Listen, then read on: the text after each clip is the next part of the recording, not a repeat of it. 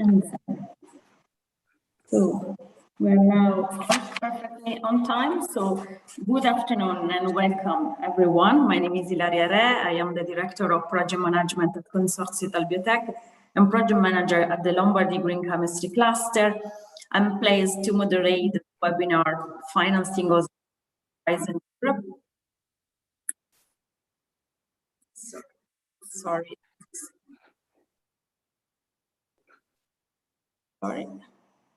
Just quickly check on our audio. So I will restart now. So it's a pleasure to be here with you today and now sharing our major novelties for, in particular, EIC Horizon Europe novelties, and in particular with a particular focus on biopolymers and textiles and packaging sectors. So before starting, quickly some information about technical notes to better participate in this webinar. So audio video functionalities are turned off for all attendees, except for panelists, to guarantee a good webinar functioning. The webinar will be recorded and published within slides in the Lombardy Green Chemistry Cluster website. Please visit www.chimicaverdelombardia.it to be updated and then receive materials from this event. Questions can be submitted to all panelists and all attendees by using chat space for short messages or Q&A area for longer or specific ones. I kindly ask to all panelists to monitor these spaces and provide feedback to the participants. So finally, I'd invite you to use your smartphone or another device to connect to Mentimeter to answer three short questions that will be have later in the event. Very useful to spread interest and engaging our attendees and also provide a useful question to our guests. So let me spend a few words on setting the scene of the webinar of today. So the webinar is promoted with the support of two European initiatives jointly participated by Italbiotec and the Lombardy Green Chemistry Cluster, the Empower Bio project funded by Horizon Europe, BBIJU, and the Towards Green Transition Facility, a new initiative of the European Cluster Collaboration Platform, ECCP, to enable a cluster to promote green transition skills among their members. The webinar is the first initiative of an acceleration path for SMEs, startups, spin-off in the bioeconomy sector to attract public and private capitals through training, coaching, and Bioeconomy Regional Investment Forum that we are planning on September, but in particular on 14 September. So the initiative is focused on two areas of interest: new ingredients and bioactive compounds for nutraceutical and cosmetic application, and advanced biomaterials for fine and bulk applications. Through this part, over 10 companies will be supported in strengthening their business model. They will present themselves to a panel of venture capitals, equity investor companies, and experts to speed high potential innovation up into the market, increase their international visibility, and trigger new business opportunities. So are you interested in learning more, and would you like to take part? The participation is totally free of charge and the registration are still open. So contact us to get involved in this initiative. Let's now move to the program of today. So we will start on learning more about the novelties of EIC program, in particular tips and tricks for successful proposal by Alessia Rotolo of APRE, the Agency for the Promotion of European Research, that the Italian National Contact Point Office. And then we will go through our success stories of already funded projects, how to overcoming the value of that barrier best practices of projects funded by SME instruments, phase 2, but also other funding scheme very close to market. So I'm pleased to thank you, our guest, Henri-Pierre Suso, co-founder and CTO of Biotech, manager of BioCure project, and Guy Biel, manager of European research at Saint Expel, manager of Bio for Self project, who will bring their success stories and valuable tips and how to prepare for proposal preparation. And finally, we will go through the strategy and the recommendation for the development of bio-based business model by Manfred Kirchner of CADIB, Kirchner Advice in Bioeconomy and Towards Green Facility Expert. And finally, a cluster to cluster section is dedicated to presenting the Green Tech cluster by Katia Ferrari, cluster manager of Cluster R of Emilia-Romagna region.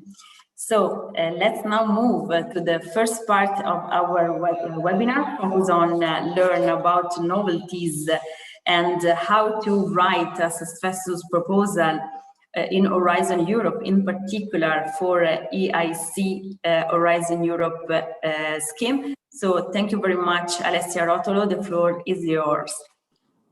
Thank you, Ilaria, and thanks for this precious invitation. So as you were saying before, at the same time, we'll try to share my screen. Okay. So APRE hosts all the national contact points for the previous Horizon 2020 and now Horizon Europe. So one of our main aim, let's say, is to support participants in their implementation and participation in the program. We have all the national contact points from the Italian side also with reference to Horizon Europe, and so our support will go on. Today, I would like to share some elements with reference in particular to the third pillar of Horizon Europe. So, and more in detail, I would like to share some points with reference to European Innovation Council. As you know, one of the main change that we faced in the Horizon Europe framework is that the EIC for the first time collect all these different instruments for different targets and for different, let's say, aims. And in each of them, so the Pathfinder for early stage research, the transition for a higher maturation of the technology, and then the accelerator for the part of scaling up, development, and industrialization, all of them give the chance to an SME and startup, a spin-off, to take part in this program. In particular, all of these instruments, as you can see from this slide, this typical division among open, participation, or challenge. So the open participation refers to a bottom-up approach with, let's say, no specific topic, whereas the challenge as for this year, let's say, these particular challenges, so these particular topics. If we focus on the accelerator that is the successor of the previous SME instrument, you can see that the challenges are the digital, the medical, and the Green Deal area.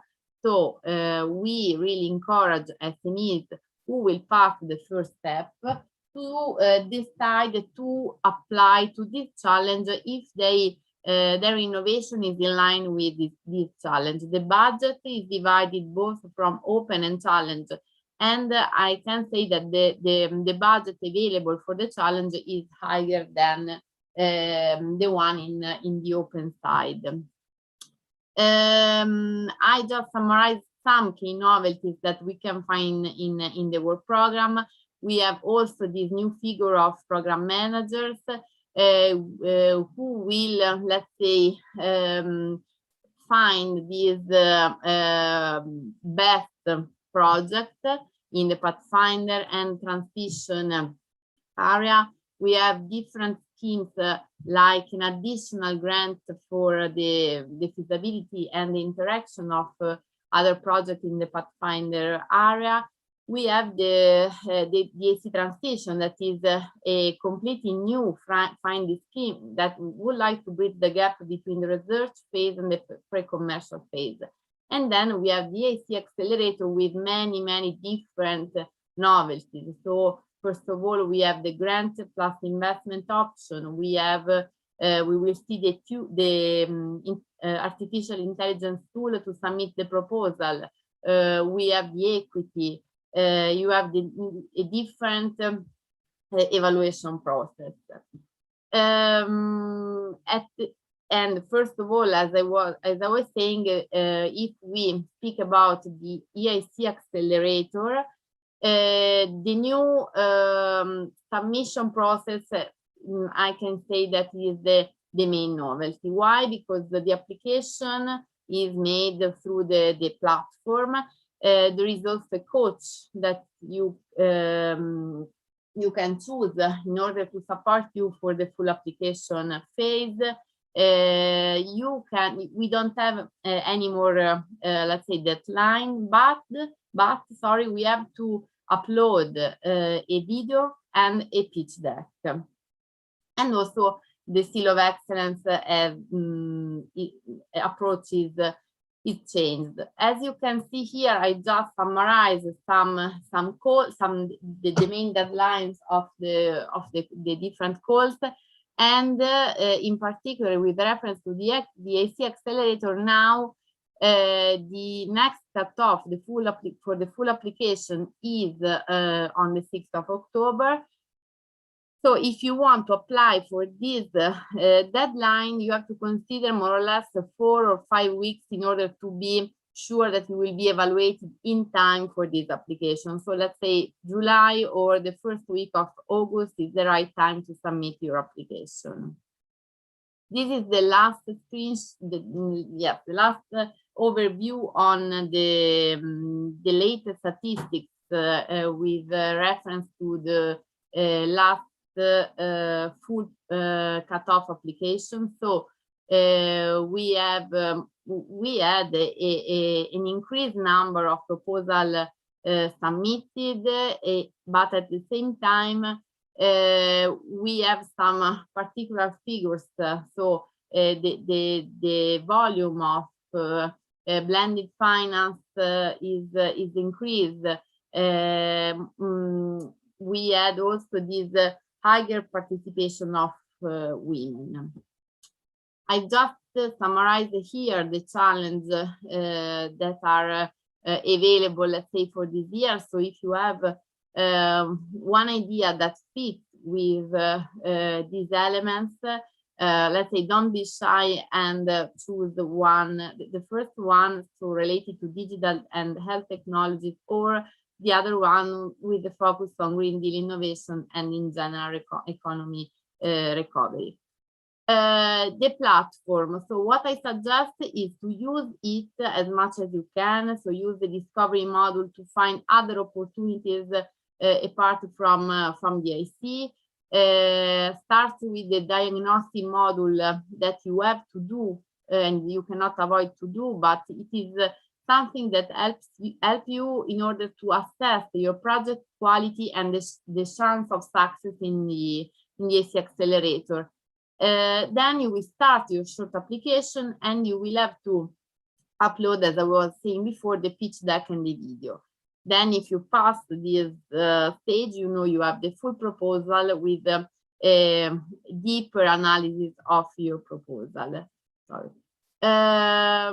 This is just a summary of the question that you find in the diagnostic module. So there is no evaluation for this part, but it helps you to understand and to focus your position, let's say, in view of a possible EAC accelerator submission. The short application, here there is a summary of the question that you can find. So you have the ideation, the development, and the go-to-market strategy, and be prepared to answer and to have an answer for all these questions. The pitch, you don't have a formal, let's say, version of a pitch, but the Commission strongly suggested to use a pitch that covers this area.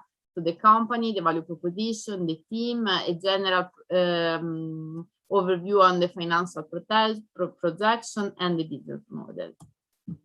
The video is very important, so they really look at it, consider the core members of your team, maximum 3 people, and build this video as much, let's say, simpler that you can. You have to show what is the team and the idea behind the motivation that move you in this application. If you are a natural person, this is another novelty. You have to show that you will be able to constitute this small and medium enterprise in the future. Actually, okay, the video does not have to be in English, but it is really suggested to use English. This is the full application. So as you can see, the ideation, development, and then go to market. So there is a replication on what you find in the previous model. You do everything with the intelligence artificial tool, and then I just want to focus a bit on this point. So have a look on the EIC investment guidelines, because they help you in order to understand what they are looking for with reference to the equity part. So the due diligence process will be structured following these elements. So they will check these elements. And they are interested in this kind of SMEs, in this kind of innovation, and in pre-seed, seed, and early stage companies. The definitions that you find in the investment guidelines are really interesting. And I will close in a while, but remember that when you will arrive at the interview stage, so after the full application, you will be interviewed by a pool of experts that come from the venture capitalist world. They are so venture capitalists, they are industry specialists, they are entrepreneurs or business angels. So they will look, they will be interested in particular elements of your idea. They will look for the problem, the solution, the market. They would like to see the financial and the business model that is behind your idea. Finally, have a look on the Access to AC website it's the network of national contact points for innovation. So for EIC that we as APRE coordinate, you will find different tools that can help you in the proposal preparation. We will update this section, so have a look on this section. And also, for example, this is another opportunity for the Seal of Excellence that we provide through Access to AC. So thank you for the attention, Ilaria. I hope I was in time. Thank you. Thank you very much, Alessia, for your very detailed and informative presentation. It's a very plenty of tips and novelty, and then I believe that all companies that are belonging in the community of the Lombardy Green Chemistry Cluster, Consorzio Italbiotec, and so on, but also the other participants of the webinar today can learn a lot from this presentation, and believe that a lot of questions and how to keep attention to specific points is necessary to do. So in order to collect curiosity, questions, and also ranking the most relevant critical aspect in the proposal presentation, I would like to ask all attendees to go to Mentimeter. Please let me share my screen and then we can go together. So I would like to ask all to go by using another device if you want, or your smartphone, to go to Menti, www.menti.com, and please use the code 25252093 in order to submit very quickly answer and then collect your opinion. The first question for you is, in your opinion, what are the main complex issues in EIC accelerator application process? Since there are many novelties,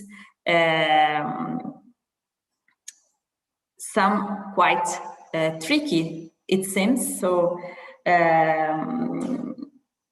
select those you find most complex from the most difficult to the least one.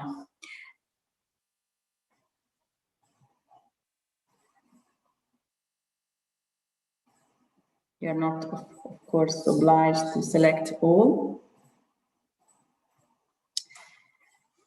Yeah, the definition, the B2B, B2C revenue model, it seems the first in the ranks. So especially for those projects very research intensive, is not totally easy to define which kind of business revenue model could be best.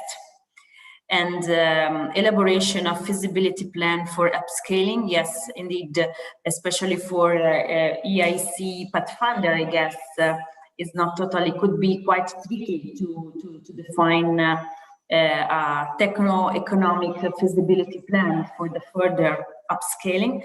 So the second question for you is, if you were preparing an EIC proposal, what kind of support would you find most useful?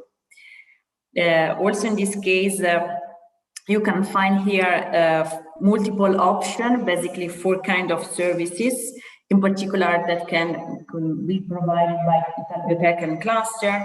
Please assign a score from 1 to 5, from little useful to very useful for each of them.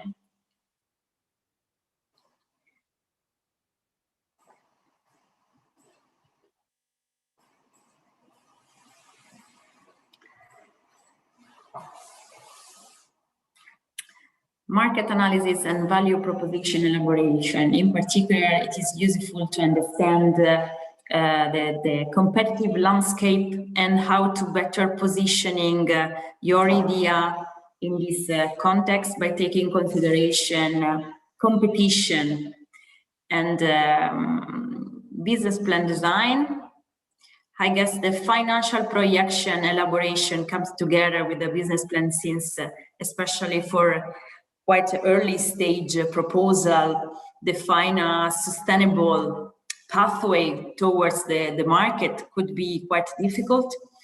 And thank you. And my final question is indeed an opportunity to bringing together curiosity and questions for our success stories. So what critical success factor would you like to know from the success stories?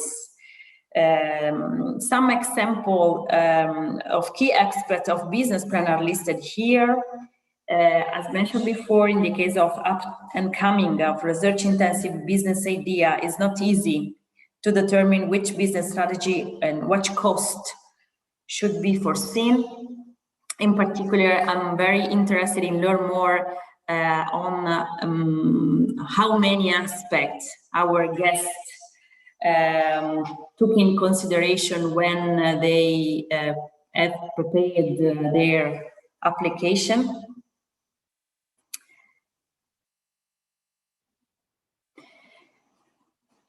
Yes. Indeed, the TRL is a hot topic together with the market analysis.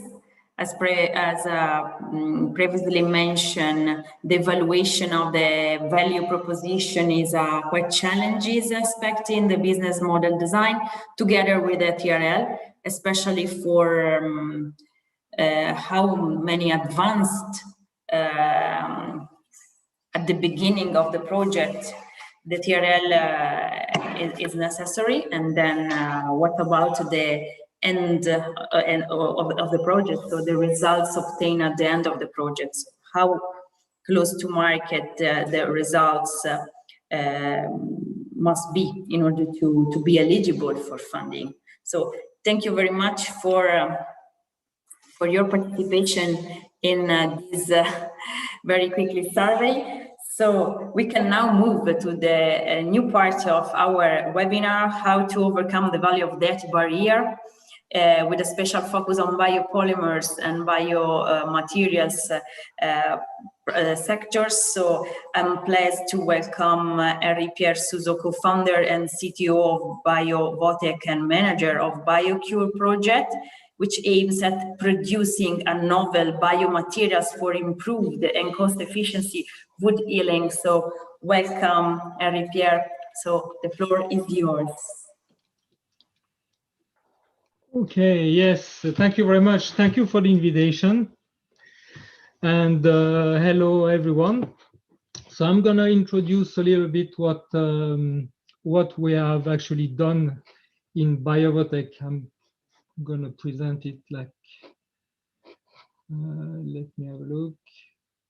Yes, can you see everything? Yes, I believe. So our company is called Biotech. Very quick, Biotech was founded in Norway, in Oslo, in Norway in 2014. I'm the co-founder. We are 2 at the beginning and now 6 people working for the company. We started with the whole Biotech story is about a biomaterial. And that biomaterial is now used today in hospitals. So we have done a bit of work in between, and everything from almost the beginning, everything is founded by the EU. So that's the management team. I go quickly, you know, I'm going to go directly to the most important, you know, key points. And 2014 for us, there was a question. One of your questions was about the TRL, and it's true that you need to have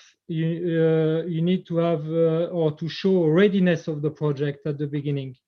And here in 2014, we started with a purely research project.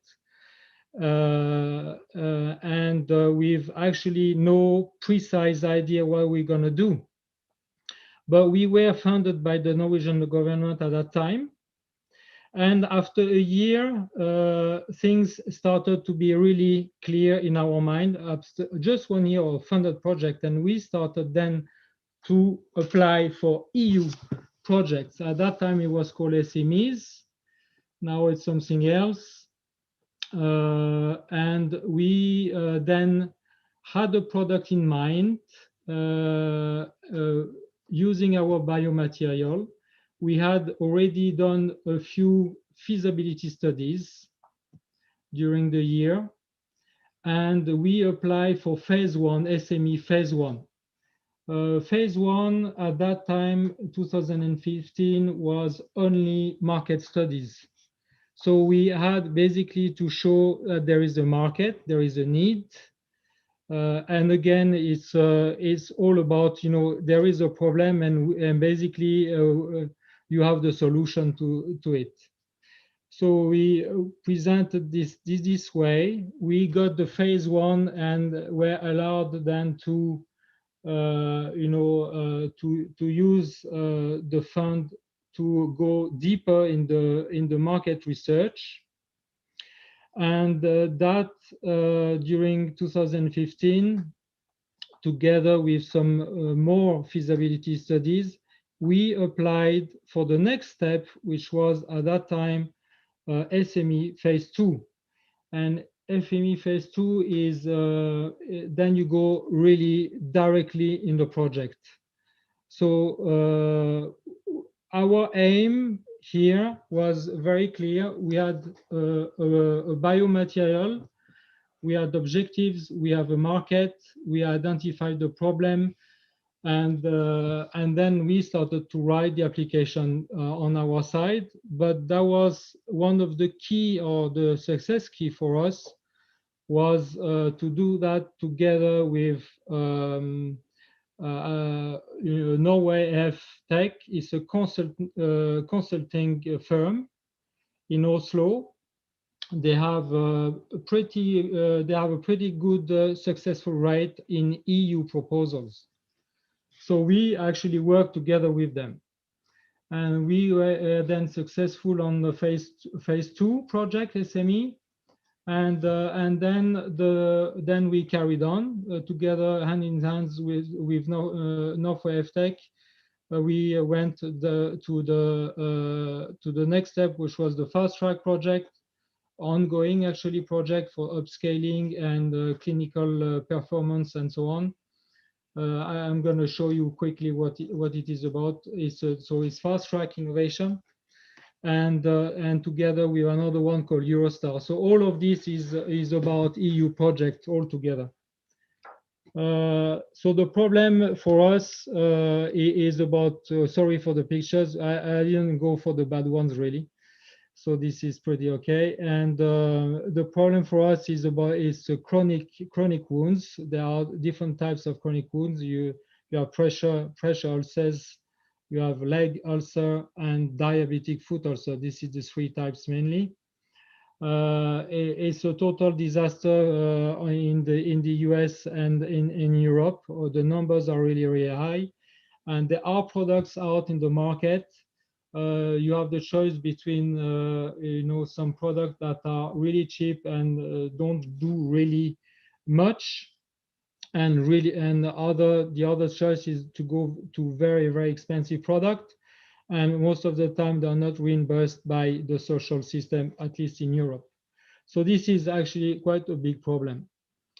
And still, our solution here, all my slides, there are some keywords that you can note through it, but our solution was what I call the placenta of the egg, which is actually a placenta when the egg is chicken eggs, is fertilized. Then the membrane, this is a small membrane around that when you crack an egg, you have a very small piece of skin. Basically, it's a placenta. It has a role as a placenta later on after fertilization. Same goes for human. There is a placenta. At that time, it was used back in the 70s for chronic wounds. But things have changed since that time, and lots of regulation, and you can't actually use product from one patient to another. It's really hard on regulations and safety. So we had this solution using the egg placenta. The good thing about it is it is a bioproduct. So we go directly in something. We go in recycling basically. In the industry, there are quite a big industry today cracking eggs. So there are big firms out there in Europe just cracking eggs and taking the inside to make some powder for the food industry. So just to give you a number, it's about, all of us eat in Europe at least 1.5 egg a day, directly or indirectly through pasta, mayonnaise, and so on. So it's a lot of cracking, let's say. And the membrane is actually not used at all, as well as the shell. The shell is calcium. Our interest here is the membrane, which you can see in the picture in the middle of the screen here. So it is about recycling. It is quite important also for EU. Our product is quite disruptive because it has mainly two things. Number one is the cost of it is very, very low because the biomaterial is very, very, very cheap. Our biomaterial is, let's say, as good as collagen, and you probably all know the price of collagen, more or less, through cosmetic at least, but there are other things also in the medical field.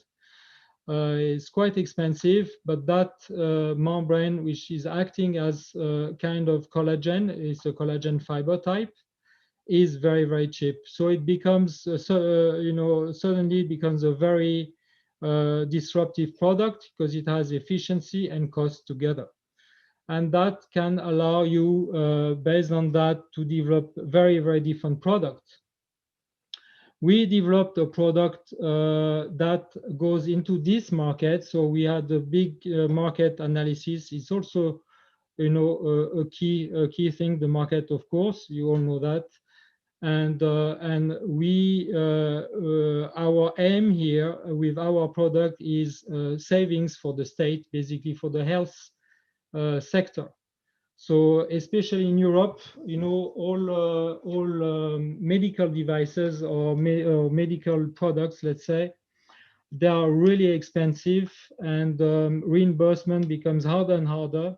So if you come with a product which is already quite costly, to get into reimbursement in Europe, it becomes really, really hard. Our product is is a low-cost product with high efficiency, and the graph here shows you basically they are very on the top left side. You see cheap and low efficiency product used commonly today, and on the bottom right, it's more efficacy and price is high. So as you go down, the price goes actually higher. So it's the opposite way on the graph. And the DermaRep, our product here, is on the cost side very low and the efficacy side quite high. So that's also the reason why we call it disruptive. I talked very quickly about TRL. Yes, these feasibility studies, they were quite important actually for submitting EU proposal, and we had done at that time quite nice studies on diabetic mice. They are with wounds. You can see the wounds, negative control is still open wounds after 20 days. And our product at the bottom is closed after 20 days. And this is the curve showing the wound closure here. So we are totally closed after a few days, whereas the no treatment is still open wound. Same goes with the pig study. That was actually one of the key things for us. Feasibility study is important. So we had that part done. We had also to demonstrate, how we're going to go into the market. So basically show what is the strategy, marketing strategy, what it is, and how you're going to do it, and distribution goes with it. Our approach is typical, let's say, medical product type of approach, where we work together with what we call key opinion leaders in our field of expertise.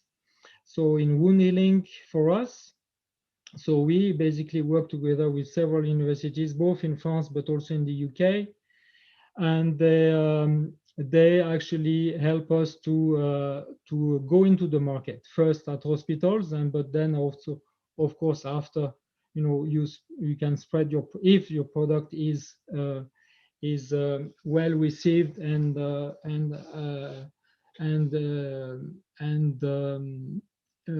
with a high efficacy, then you can, of course, use this to go further into the market. We had quite a few things. This is just example. We have done quite a bit of communication around it, both it's on TV but also on newspapers. One of the important point here was the patent.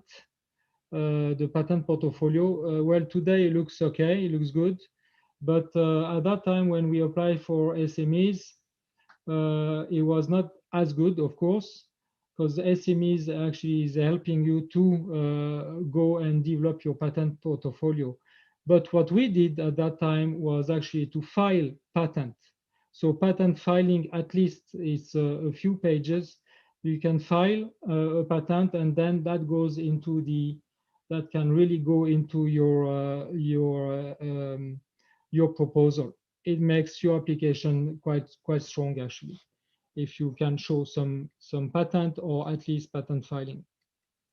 The other thing is we build around us quite a good network and quite a lot of, it's not so many, but a few scientific publications, let's say, which also help us along the way to apply for the next EU funding program. So every time we use that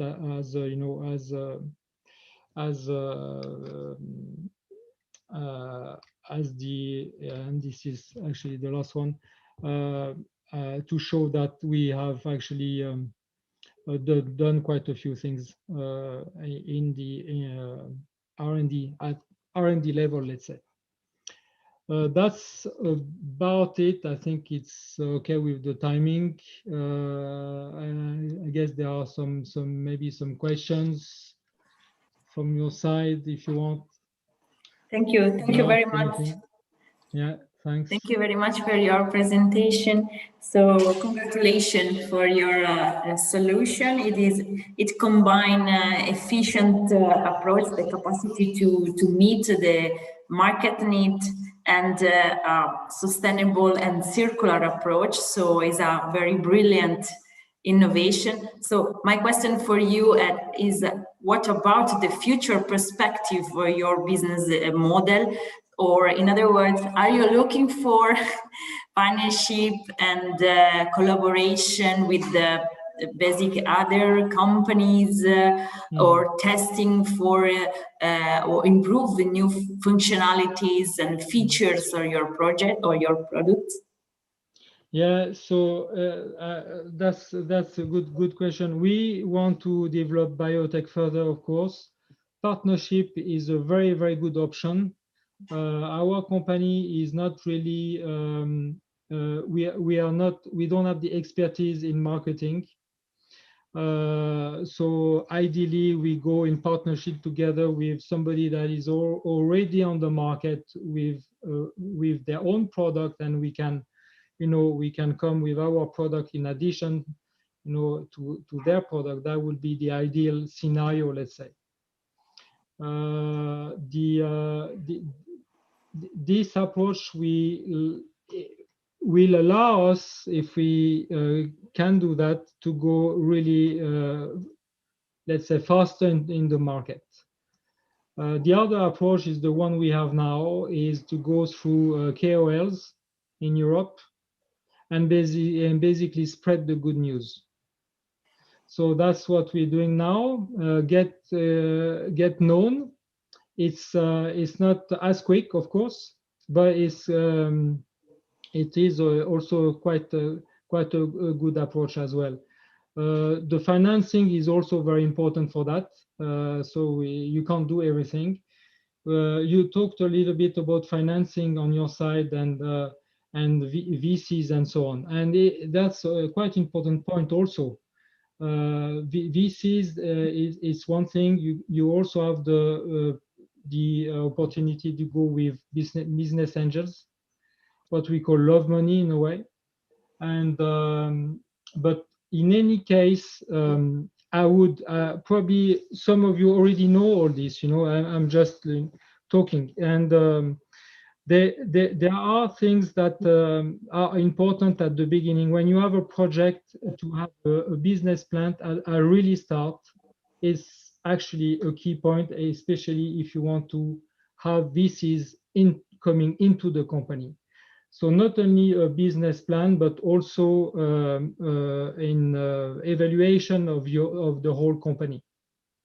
You can do evaluation of a project, and you can also certify that by an expert, account expert. And that is also a key thing, because if you put a number or evaluate your company, that will be, there is always a game with VCs, especially with VCs. They probably want a big share of your company, and that's why you need this evaluation certified by some well-known accountant in Europe. Some big ones. It is a key thing, really, for a good start. And EU wants to see private investment behind, of course. They on the fast track, they come with 70%. Eurostar is 50%. SME at that time was 70%. I don't know about the. You talked about it. Is it 70% also for the accelerator? Yes. Yes, exactly. Yeah.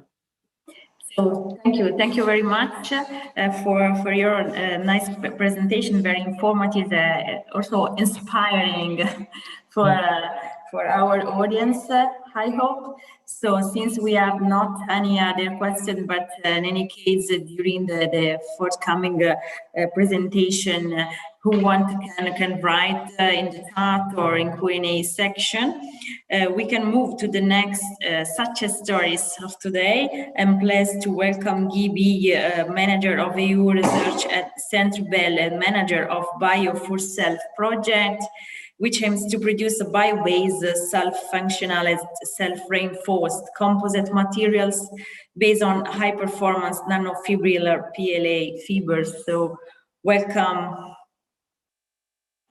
And please share your screen. So great. Good afternoon. I hope you can see the screen now. Yeah, perfectly. Okay. So, thank you very much for inviting me. It's a pleasure to present. In this case, more it's focused on a project. The project is Bio for Self. So it was all about developing self-reinforced composites that were made from PLA, so bio-based material. As mentioned, in this case, I'd like to focus it really on the project. It was a collaborative project funded in Horizon 2020 in an MVP call. And I also want to stress it's a couple of years ago. So it started 2016, it ended about mid-2019. And since then, let's say the follow-up or its exploitation has been going further. And so with this, I would also really like to acknowledge the support we got from the EC. And what I would like to do is give you a short intro about the concept of the project, the approach we took, also some of the key results more from technical side, and then what I would consider some of the elements that turned it into a project where in the end we had some results that were actually commercialized. And so to give you the origin of the project, but then we have to think, I would say 7-8 years ago, that from our side, from Centexpel, we were quite convinced that there was a lot to do with bio-based materials.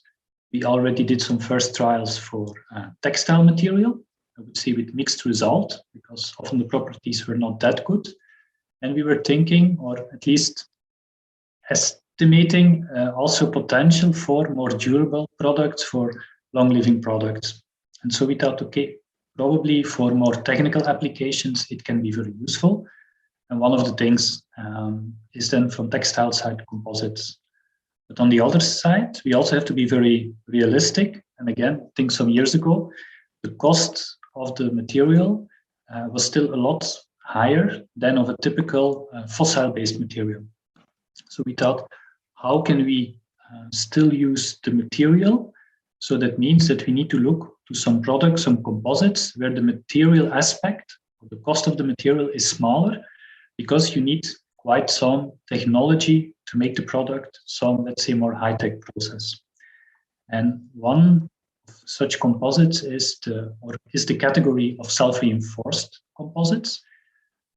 I don't want to go into detail, but just to mention it, typically in a composite material, you have a textile fiber of, let's say, material A, and you have a matrix that forms the largest part of the composite of another material, let's say material B. But in the self-reinforced composite, these two materials are actually the same.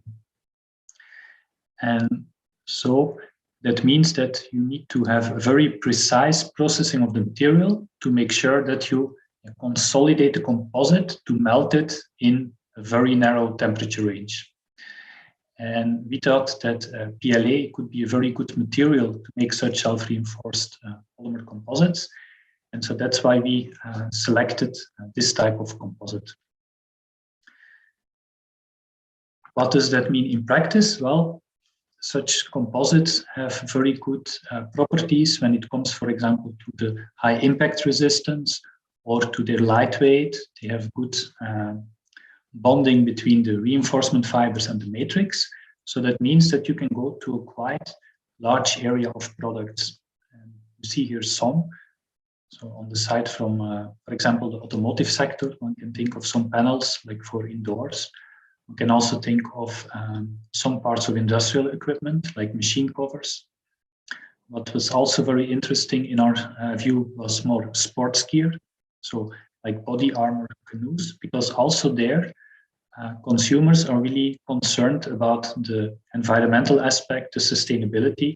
So that's why we thought material could be really useful there.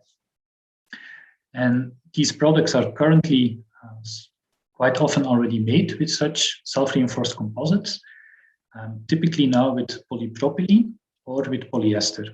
And so our goal was to find or to look, let's say, in this niche and see where we could replace polypropylene or polyester.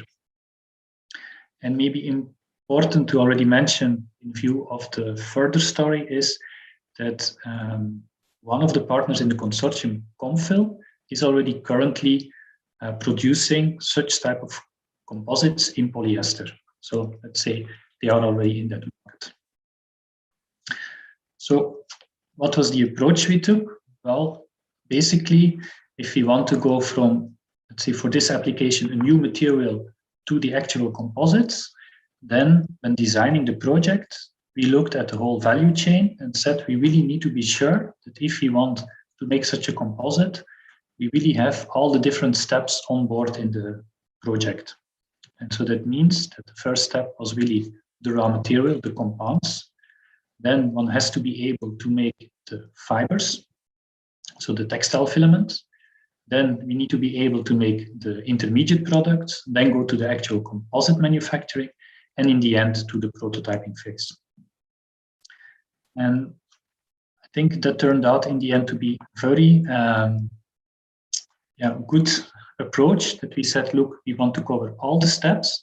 And basically for all the steps in the project, we had more, let's say, a research and development partner, typically a technology institute. We also had one university, but each time also a company that covered more or less the same expertise and could scale up the developments.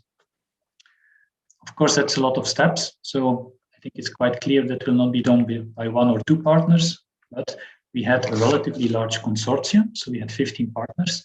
You see here the overview. I don't think it's worth to go, or that we have the time to go more in detail. But what I would like to mention is that we had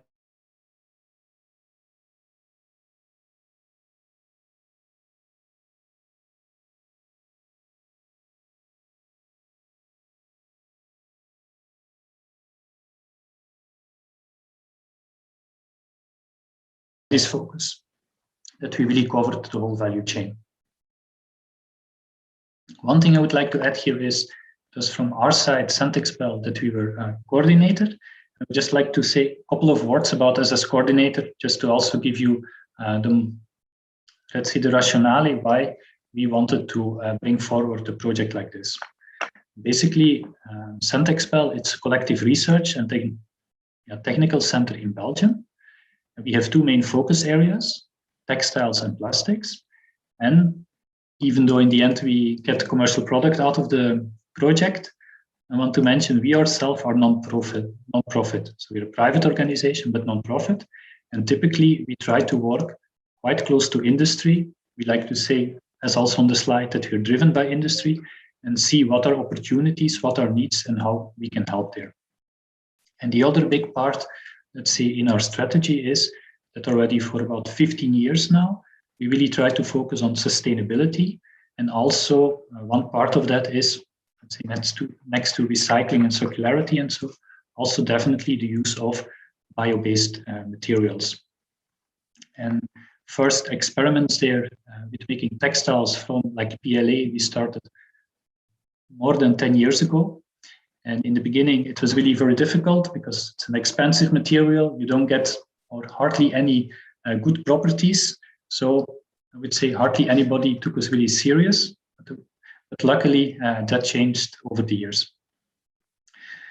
And that, of course, took quite some work since it's about European projects. Just want to stress here, we also tried to put these developments in European projects. Typically, that were collaborative projects where we work together with a group of companies to see how to bring the materials, the processes, the technology forward. And you can see that quite some of the efforts are more in the technical area, like about composites. But we also had already a couple of projects really looking into more clothing applications. One here on top, FIFA, but also one that we still have running is on bio-based textiles, and especially also for use on clothing. Why I wanted to mention this in view of the story is you can see the ones here underlined that are the ones that were coordinated by Centexpel.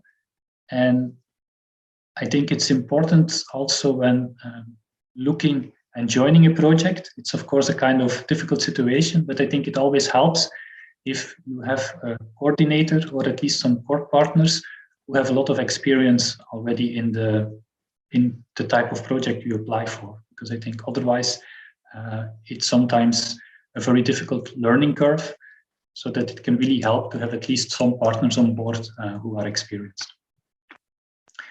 Now, if you return back to Bio4Self, as mentioned, we really stressed the need to cover the whole value chain because we were aware that we needed to do improvements all along the value chain. And this is in the end what we did. Again, I don't think we have to go here into the technical aspects, but I just want to show, first of all, on the basic material, so the compound